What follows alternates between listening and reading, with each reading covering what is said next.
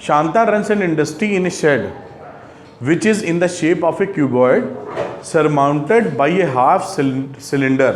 ये half cylinder है, इससे सरमाउंटेड है इसमें अंदर. If the see the figure लिखा हुआ, if the base of the shed is of dimension 7 meter into 15 meter, ये जो base है 7 meter into 15 meter है, and the height of the cuboidal portion is 8 meter. जो cuboidal portion है ये, इसकी जो height है वो 8 meter है. Find the volume of air. Find the volume of air that the shed can hold. ये पूरा जो shed है ये कितना वॉल्यूम एयर का होल्ड कर सकता है, यानी वॉल्यूम निकालना है. Further suppose the machinery in the shed occupies a total space of 300 metre cube and there are 20 workers each of whom occupy 0.08 metre cube space on an average, then how much air is in the shed. एक बार पूरा निकालना है volume, और उसके बाद इन्होंने कहा है कि मशीन है 300 मीटर क्यूब की, उसके बाद कुछ आदमी भी हैं तो वो वॉल्यूम ले लेंगे, उसके बाद कितनी एयर बचेगी. कुल मिला के दोनों ही केस में वॉल्यूम निकालना है. तो ठीक है, हम लोग इसको शुरू करते हैं. ये तो क्वेश्चन ही हो गया जो पाई की वैल्यू 22/7 लेनी थी. अब लिखा है the volume of air inside the shed is given by the volume of air inside the cuboid and inside the half cylinder. ठीक है, अब हमें ये मालूम है कि जो क्यूबॉइड का वॉल्यूम होता है वो क्या होता है, LBH. और हाफ सिलेंडर में कितना वॉल्यूम आएगा, पूरे सिलेंडर में कितना आता था, πr²h. तो हाफ में πr²h अपॉन 2. तो यही वैल्यू हम इस्तेमाल कर लेंगे वॉल्यूम ऑफ द क्यूबॉइड. ये वॉल्यूम ऑफ द क्यूबॉइड क्या हो गया, LBH. तो ये लेंथ थी LBH और half the volume of cylinder जो कि है πr²h.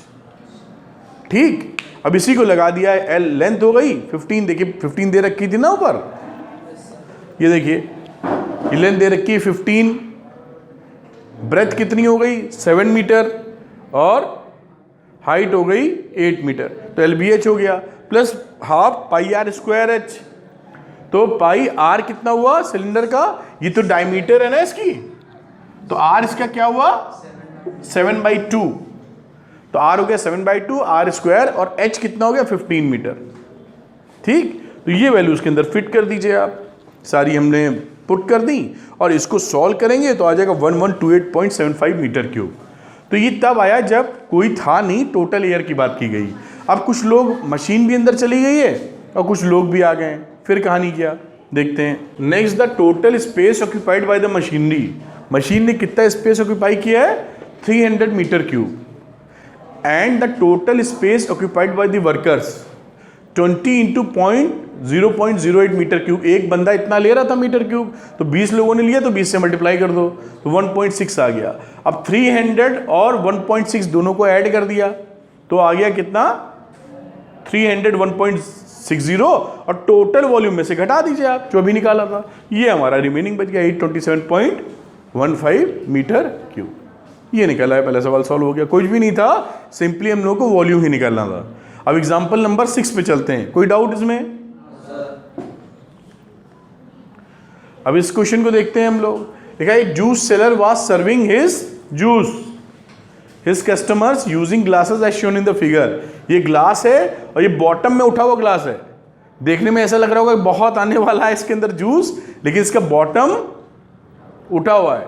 जब बॉटम उठा हुआ है तो उसके अंदर जो वॉल्यूम है वो कम हो गया. बाहर से देख के लग रहा है काफी आएगा. तो इन the figure the inner diameter of the cylinder of the glass was 5 centimetre. इसके अंदर का डायमीटर कितना इंच का 5 centimetre. But the bottom of the glass had is hemispherical raised. ये हेमीस्फेरिकली ये रेज्ड है.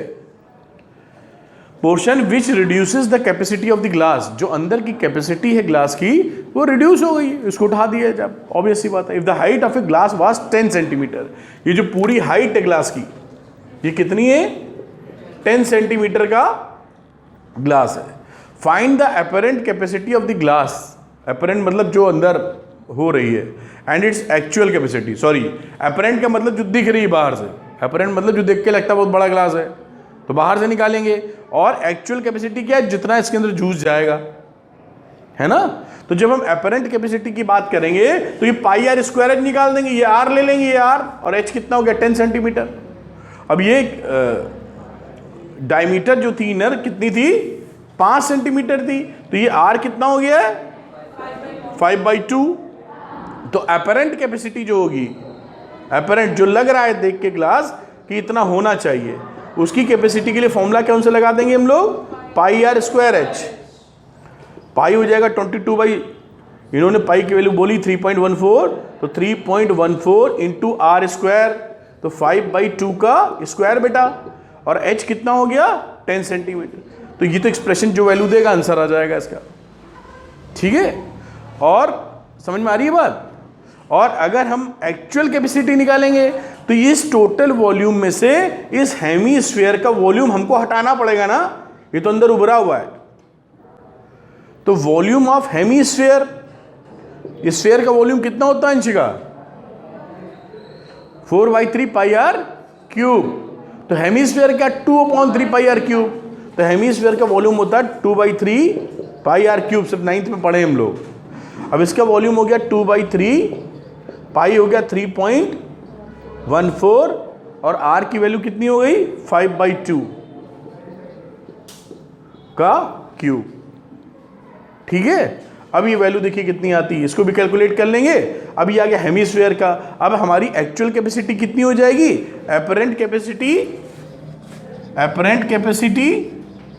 माइनस वो हमारा हेमीस्फीयर का वॉल्यूम, ये हमारी एक्चुअल कैपेसिटी है, एक्चुअल कैपेसिटी, ठीक, ये आंसर आ जाएगा, ठीक है। अभी जो इन्होंने जैसे किया वो करके दिखाते हैं, आपको समझा तो मैंने दिया ही है। तो ये देखिए इन्होंने वर्किंग जो की है इसी बेसिस पे सारी वर्किंग की गई है।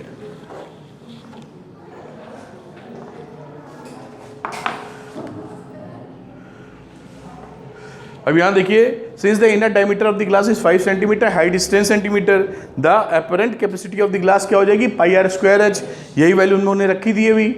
तो आंसर आ जाएगा 196.25 सेंटीमीटर क्यूब, ये अपरेंट कैपेसिटी हो गई। एक्चुअल की बात करेंगे, but the actual capacity of the glass is less than the volume of, less by the volume of the hemisphere at the base of the glass. तो it is less by 2/3 pi r cube, जितनी apparent है उसमें से ही घटना चाहिए, और इसकी value calculate कर ली तो कितना आ गया 32.71, वही तरीका जो बताया था। और ये अपरेंट में से 32.71 घटा दीजिए, 163.54 इज द आंसर। बात समझ में आई, ठीक है ना। अगली ये सरल एक्सरसाइज है, थोड़ा दिमाग लगाएंगे हो जाएगी। ये तीसरा क्वेश्चन एग्जाम्पल नंबर 7 देखते हैं हम लोग। 7 में है solid toy, A solid toy is in the form of A hemisphere. एक सॉलिड टॉय है एक, और हेमीस्फीयर से एक in the form of A hemisphere surmounted bye right circular कोन। ये हेमीस्फीयर है नीचे, इस पे कोन लगा है ऊपर, ठीक है। The height of the cone is 2 centimetre, जो कोन की हाइट है वो हमारी 2 सेंटीमीटर है, और diameter of the base is 4 centimetre.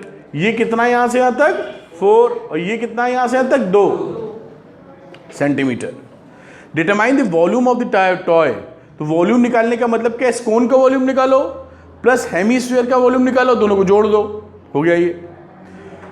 If a right circular cylinder circumscribes the toy, एक राइट सर्कुलर सिलेंडर है जिसको पूरी तरीके से घेर रखता है, सर्कमस्क्राइब करता है।